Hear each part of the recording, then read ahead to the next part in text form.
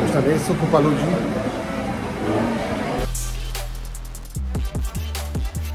Zobaczcie, jak pięknie wygląda ten zachód słońca. A jeszcze powiem wam taką historię.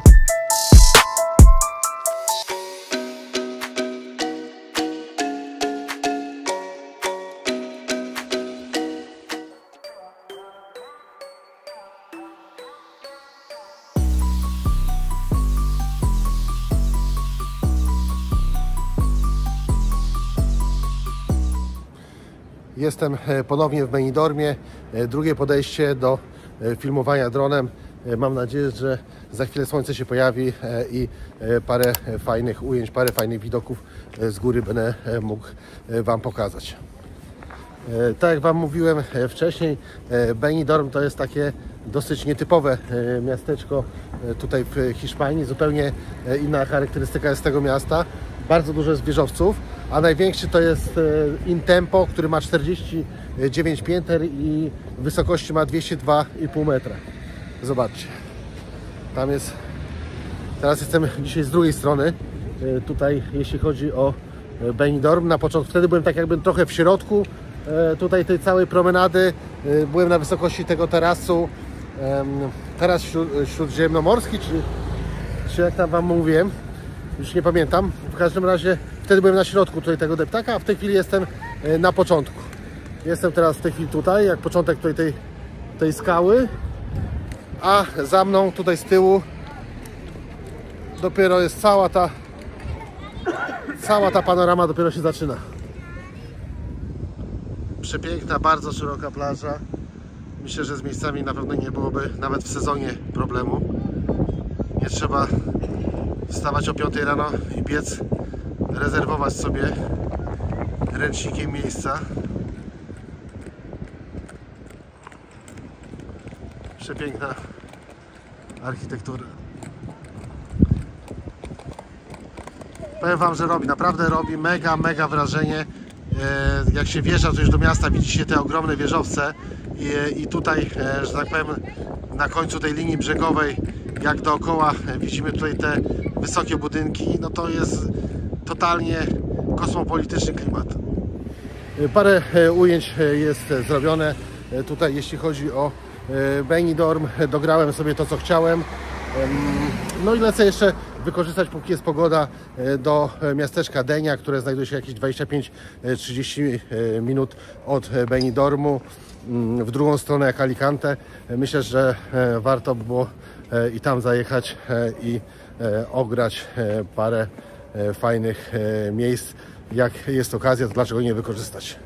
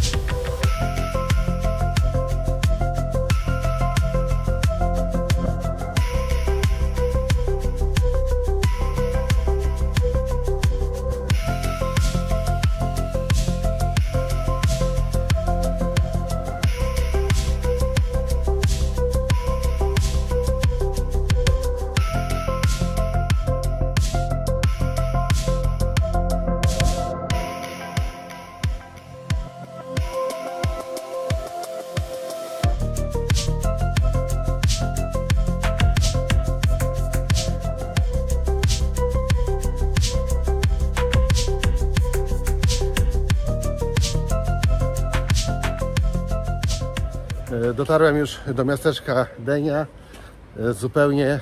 Zupełnie inny klimat niż w Benidormie. Bardzo spokojnie. Mało ludzi, dużo ludzi. Przypuszczam, że ma siestę albo sobie biesiaduje w domu. Mało ludzi w restauracjach. Bardzo spokojnie tutaj widzę, życie jest na co dzień. Chociaż dzisiaj niedziela, no to może też inaczej ludzie spędzają czas. Nie gonią do pracy, nie spieszą się nigdzie. Może dzisiaj jest bardziej właśnie taki dzień relaksacyjny. Tam w oddali widzę jakiś plac zabaw, dzieciaki się bawią. A ja generalnie zmierzam tutaj, wynalazłem taką hiszpańską knajpę Kai Ai się nazywa. Tylko musiałem odjechać kawałek dalej, zaparkować, bo trochę ciężko z miejscem, bo widzicie, o, takie małe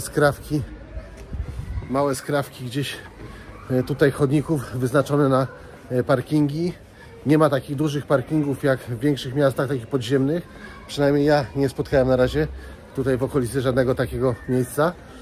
No ale na szczęście za rogiem, może 100-200 metrów dalej, samochód zaparkowałem i mogę na spokojnie dotrzeć do tej restauracji. O, tutaj widzicie w tle te dzieciaki, co wam mówiłem, się bawią. Tam jest taki, tam jest taki, w oddali widać plac zabaw. Tu jakiś taki mały ryneczek, ludzie się bawią, a ja generalnie chcę dotrzeć tutaj do tego głównego placu, głównego tutaj w centrum Starego Miasta, tego miejsca. O, czekajcie, gdzie każdy lata i szuka miejsca, a ja jestem już tutaj, dochodzę do Kai Ai, nie wiem, czy dobrze czytam. O, to jest w ogóle chyba kolumbijska, patrzcie, nie hiszpańska. Kai Ai. Jestem już na miejscu. Patrzcie, taka niepozorna mała knajpka, a z opinii, które widziałem, o, nawet ludzie jeszcze w kolejce stoją, z opinii, które widziałem i które czytałem, to bardzo dobrze się zapowiada tutaj te jedzenie. Dobra, wchodzę, zobaczymy, co jest dalej. Jestem już na miejscu, kupa ludzi.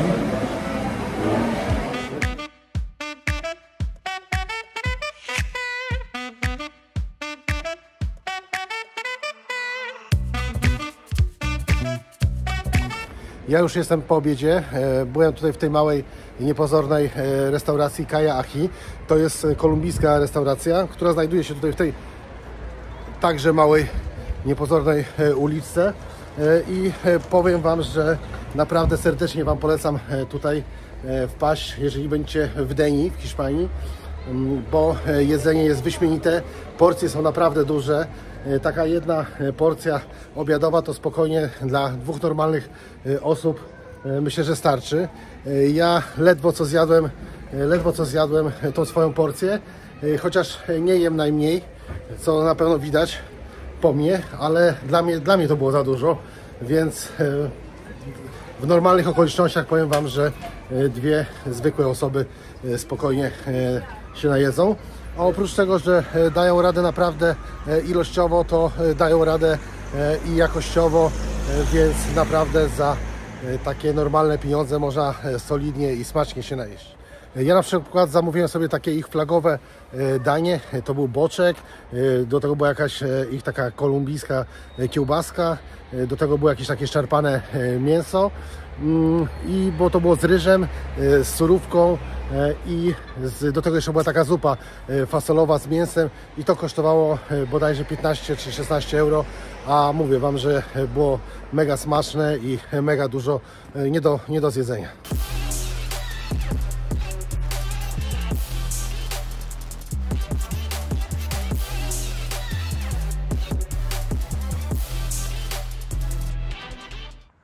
O, tu jest wejście do zamku w miejscowości Denia, a tu widzimy jego mury.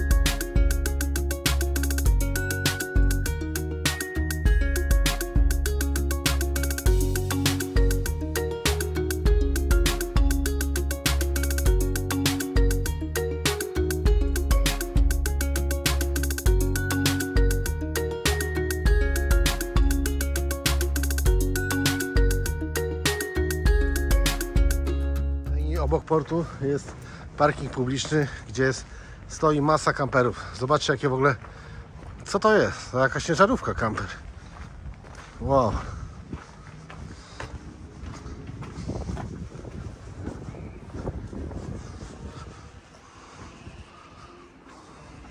Zobaczcie, jak to wygląda. Całe obozowisko kamperów.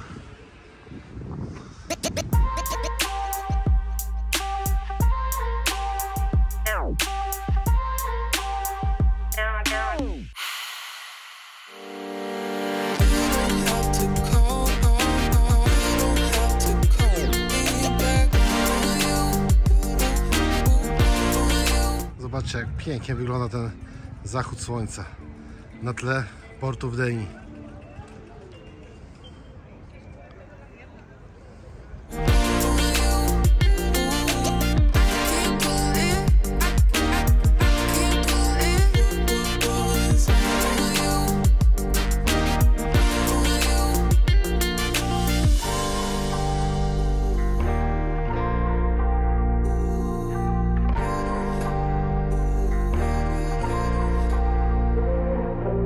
W tle przepiękny zachód słońca w marinie w mieście Zenia, a tutaj mamy jakąś imprezę, chyba jakiś taki, nie wiem, karnawałowa impreza, bo wszyscy poprzebierani, to znaczy dzieciaki poprzebierane i na górze tańczą, bawią się i szaleją. A ja dalej kontynuuję tutaj mój spacer po marinie. Zobaczcie, jak ogromna marina na tak małe miasteczko.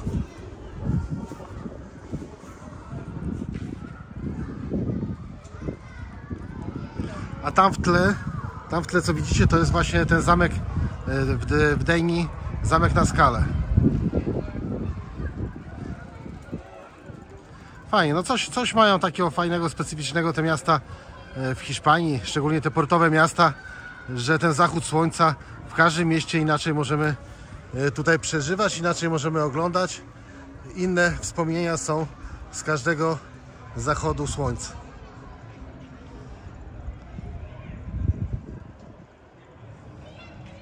Aż ciężko przerwać nagrywanie. Ciężko sobie pomyśleć, że za parę dni, mniej więcej za tydzień, będę z powrotem w Polsce, będę z powrotem w mroźnym, zimnym klimacie, gdzie pełno będzie śniegu, potem będzie pełno deszczu, pełno błota, pełno tego wszystkiego, czego najbardziej w zimie nie lubię w naszym kraju.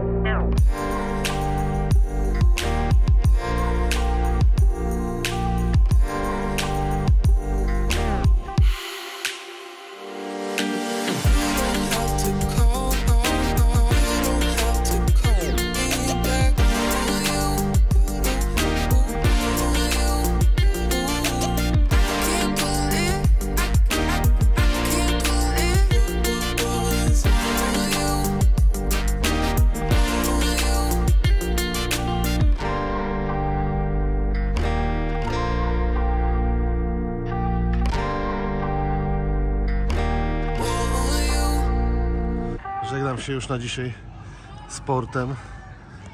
Kawa wypita, ciastko zjedzone. Czas powoli kończyć ten odcinek. I kolejny raz podkreślam, że naprawdę szkoda, aż szkoda wyjeżdżać. Piękne miejsce. Pamiętajcie, miasteczko Gdynia. Warto wpaść w jeden dzień. Na pewno dużo zobaczycie. Fajnie odpoczniecie. Bardzo, bardzo takie spokojne miejsce. Bez huków, oczywiście, z wyjątkiem tutaj tych czortów na górze i na dole, co się drą, ale no co, jest impreza, jest zabawa, młodość ma swoje prawa, niech się drą. W każdym razie, pomijając tą imprezę, w całym mieście poza tą imprezą jest cicho, spokojnie i miło można spędzić czas, naprawdę totalnie się wyluzowując i przy tak pięknym zachodzie słońca to aż słów brak.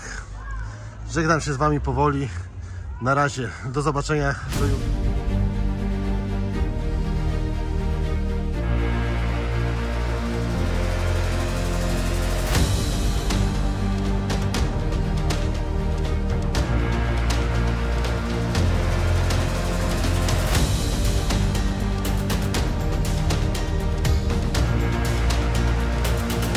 Cześć, witam się z Wami 2 dni później. Wczoraj nie za bardzo było co nagrywać. Tam pewnie jakieś przebitki wrzucę, ale nie za bardzo było co nagrywać, bo cały dzień prawie spędziłem w drodze. Tutaj z tyłu Rizek Hotel, tutaj wynająłem miejsce. Nawet całkiem spoko cenie, około 70 euro na 3 osoby ze śniadaniem, więc myślę, że cena jest bardzo przyzwoita jak na taką miejscówkę, taki kurort nad samym morzem. Wstałem dzisiaj specjalnie wcześniej rano, bo chciałem sobie porobić wschód słońca, jakiegoś takiego timelapsa zrobić. Tutaj z GoPro daję, tutaj daję z aparatu. Dron też czeka na odpalenie. Jest około 7:30 rano, tak jak mówiłem. Ale widzę, że chyba jest trochę pochmurno. W nocy padało, więc raczej z tego nic nie wyjdzie. Chociaż poczekam, jak już włączyłem, niech się robi materiał, zobaczymy, czy coś z tego wyjdzie. Natomiast wracając do wczorajszego dnia, ruszyłem z Alicante. Miałem zatrzymać się, no tam przejechać miałem ze 12-13 godzin aż do Włoch, ale tak sobie pomyślałem, po co ja się będę hetał, tyle godzin będę w trasie, zrobię sobie to na 2 razy. No i tak po około jakichś tam 7 godzinach, może ciut więcej, dojechałem do miejscowości Roses. Bardzo fajne, małe, klimatyczne miasteczko z bardzo długą promenadą. I powiem Wam, że jako taką ciekawostkę, że tutaj w okolicach tej miejscowości, w okolicach miejscowości Roses występuje chyba każdy rodzaj plaży, i piaszczysta, i kamienista, i klify.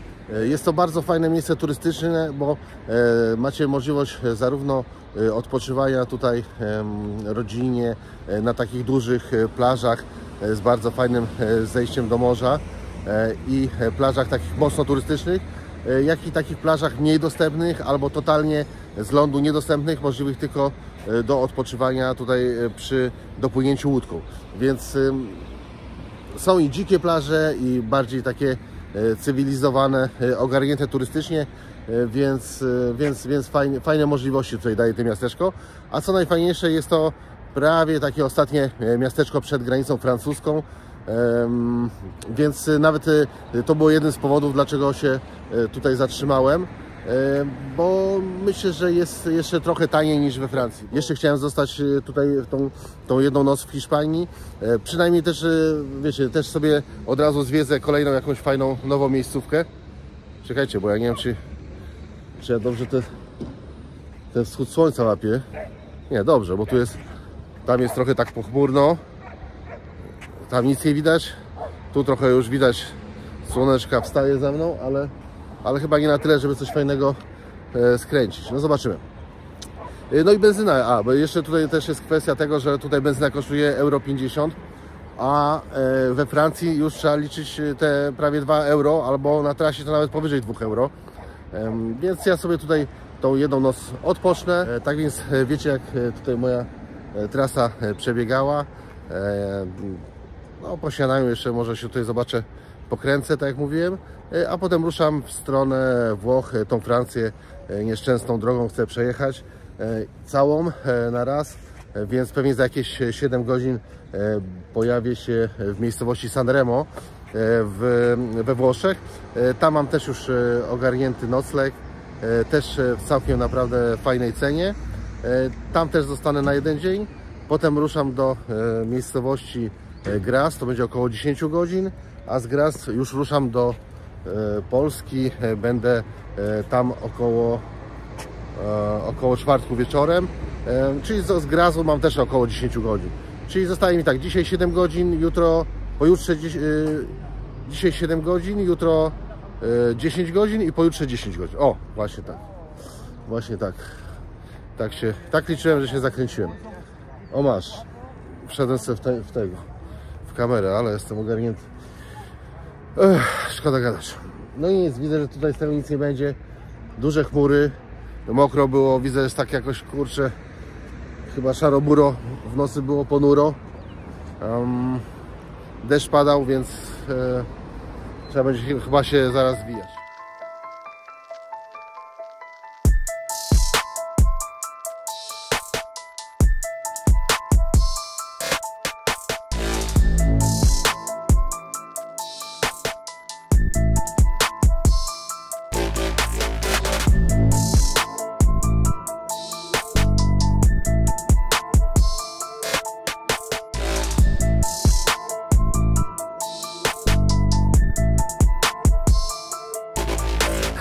A jeszcze powiem Wam taką historię. Przypomniało mi się sytuacja z dnia wczorajszego. No i przypomniały mi się też poprzednie sytuacje, jakie miałem w restauracjach przy zamawianiu jedzenia. Powiem Wam, że z tymi Hiszpanami to tak jest nie do końca wiadomo, czy ta komunikacja w języku angielskim jest ok, czy oni to rozumieją, co się do nich mówi, bo niby zamawiasz po angielsku, oni niby rozumieją, po hiszpańsku do Ciebie odpowiadają, albo trochę po angielsku, trochę po hiszpańsku. No już znaleźć kogoś, kto w ogóle dobrze po angielsku odpowiada, no to już jest sukces. I powiem Wam, że wczoraj wieczorem miałem taką sytuację, że tam pytam się tej pani, to pani poleci jakieś takie fajne tutaj, takie lokalne, hiszpańskie danie, żeby trochę było takiego, wiecie, trochę mięsa, trochę jakichś frytek, czy tam jakichś kartofelków, czy tam jakąś suróweczkę, coś, to jest takie normalne danie, żeby odpocząć od tych fast foodów, od tej pizzy, od tego całego jedzenia, które często jadałem będąc w podróży, albo po prostu jadając, bo lubię takie rzeczy. Ta restauracja mieści się tutaj, jak te takie dziwaczne drzewa stoją. One stoją na terenie ogródka tej restauracji. No ale wracając do historii. No i ta kelnerka mówi, ja pytałem się 2 czy 3 razy, to jest z kurczaka, to jest danie? Tak, z kurczaka. No to dobra, jak z kurczaka, to z kurczaka. Spróbujemy tych ich specjalności. No i żonie zamówiłem też takie z kurczaka, to paluszki z kurczaka, jakby się to nazwał. Był taki kurczak, wiecie, takie kawałki kurczaka pokrojone, obsmażone z jakąś tam surówką i z ziemniakami, a córka wzięła taką mini pizzę pepperoni, taką niby ostrą. No i tam czekaliśmy, w sumie to niedużą chwilę, zamówiliśmy sobie jeszcze jakiś tam taki mały aperitif na pobudzenie smaku.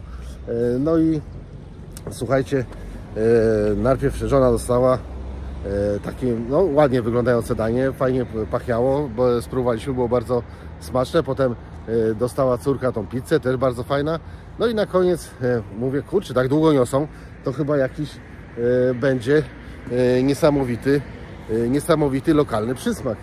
Ja patrzę, a oni mi przynoszą, kurde, taką długą kiełbasę z frytkami, bez żadnej surówki, z jakimiś opiekanymi papryczkami zielonymi, które były tak gorzkie, że już nie wiem, co było gorsze. Chociaż powiem Wam, że kiełbasa była dobra, no ale do cholery ostatnie danie, jakie chciałem zjeść w Hiszpanii, to na pewno nie było w moich, wiecie, nie było moim marzeniem zjeść kiełbasę na sam koniec mojego pobytu w Hiszpanii, tylko jakieś właśnie takie fajne, lokalne danie. No ale co zrobić? Wyszło jak wyszło. Dzisiaj już na pewno niczego nie spróbuję, bo jem śniadanie i chwilę zwiedzę, coś zobaczę i jak tutaj wygląda, ale pięknie wyglądają te, słuchajcie, tak trochę chaotycznie mówię, ale no, to wygląda przepięknie. Zobaczcie, tam na górze, cała góra obsadzona domami, a wieczorem czy tam w nocy to w ogóle już to jest taki klimat robi, jak tutaj cała ta góra dookoła tutaj świeci tymi, wiecie, światełkami z okien. To robi takie wrażenie, że ja żałuję, że nie nagrałem. kurczę, no nie wiem. Jakoś tak człowiek był może zmęczony, może jak. Nie wiem. W każdym razie, słuchajcie, ja jeszcze chyba wpadnę do tej restauracji, tutaj zrobię zdjęcie tej karty menu, pokażę Wam, które to danie było. No i jakby... O, słuchajcie, tam jest to menu wywieszone, więc ja się tam zaraz przejdę i cyknę fotę, pokażę Wam, które to danie. No kiełbasa dobra kiełbasa, ale do cholery kiełbasę to ja sobie mogę w Polsce zjeść, a tutaj wolałbym zjeść coś takiego bardziej typowego słuchajcie, dla hiszpańskich dań.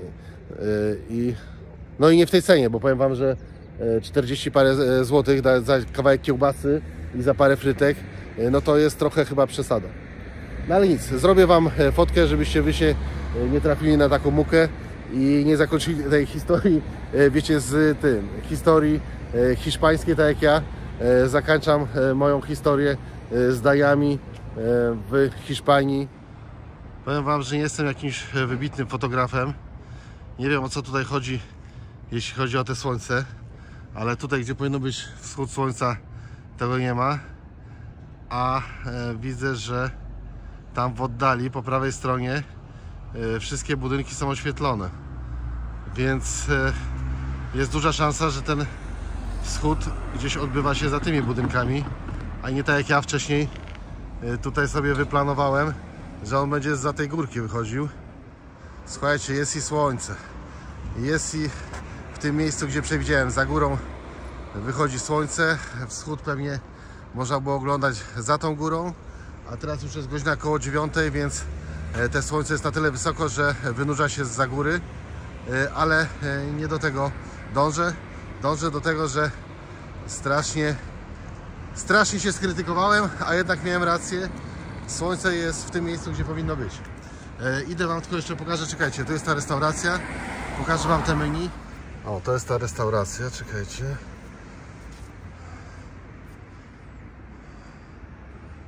Crocs się nazywa, Bistro Bar Crocs. A te jedzenie, które jadłem, to było, już Wam mówię. O, patrzcie, to było to. Duroc Catalan, sausage with sausage, kiełbasa. A ja tego nie zauważyłem, kurczę. Przecież tu jest napisane jak W. Ja. A tutaj drugie danie wzięliśmy, ten chicken fingers. Bardzo dobre, polecam. No i tutaj są takie te mini pizzerki. Ale jeżeli ja nie zauważyłem, że to sausage, przecież sausage to jest kiełbasa. Ale no nic. Za błędy się płaci, niestety, a nie się ma pretensje do całego świata. No już teraz godzina 10. Słońce, na które polowałem, już jest dosyć wysoko w górze, więc mogę tylko nagrać te jego najlepsze chwile. No, w tej chwili to jest około 15-17 stopni, więc myślę, że w dzień może nawet być i słońcu około 20 albo i lepiej. Fajnie, fajnie. Środek zimy, koniec stycznia. Śniegu brak. To jest coś, co lubię. Coś, co bardzo lubię na południu Europy. Tutaj oprócz plaż, to tam w oddali i za tą górką znajduje się kilka takich szlaków. Można się wybrać spacerkiem tutaj po górach i podziwiać widok na morze, widok na zatoki. Jest też kilka zamków w okolicy do odwiedzenia, więc mimo tego tutaj spokojnego klimatu i takiej bardzo cicho rodzinnej, że tak powiem, atmosfery w tym miasteczku, no jest, o Jezu, jaka chmura, patrz, jest co robić. Jest co robić, jest co zwiedzać, więc aktywnie też możecie spędzić tu w tym sennym miasteczku czas. No ale nic, ja uciekam dalej, przejadę się jeszcze dookoła miasteczka, zobaczę jak to wygląda i lecę dalej, bo widzę, że chmura nadciąga dosyć mocno. want you to know how far you go.